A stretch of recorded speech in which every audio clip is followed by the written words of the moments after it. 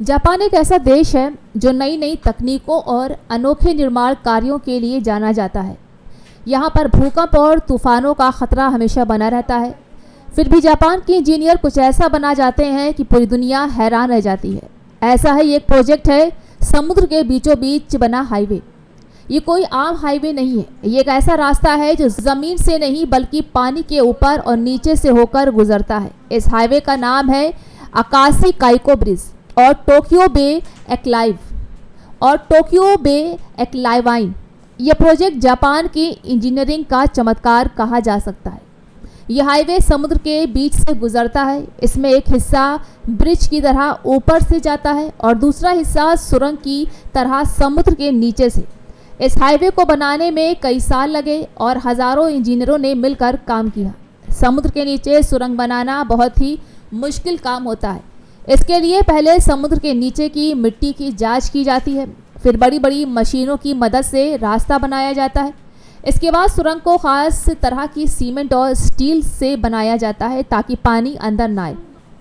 सबसे ख़ास बात यह है, यह हाईवे जापान के दो बड़े हिस्सों को जोड़ता है, कावासाकी शहर और कानागावा प्रांत। पहले लोगों को इन दोनों जगहों के बीच जाने में 90 मिनट लगते थे, लेकिन अब इसी हाईवे के ज़रिए ये सफ़र सिर्फ 15 मिनट में पूरा हो जाता है।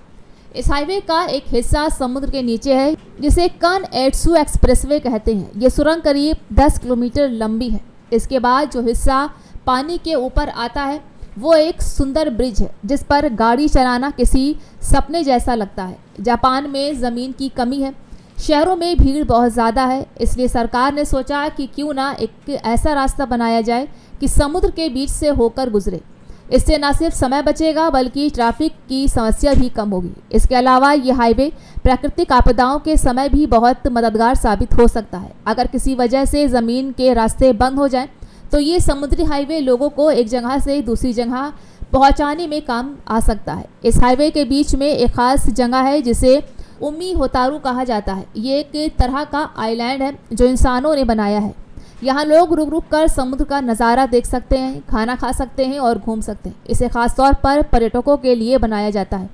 ये प्रोजेक्ट हमें बताता है कि अगर सोच बड़ी हो और इरादा मजबूत हो, कुछ भी नामुमकिन नहीं है।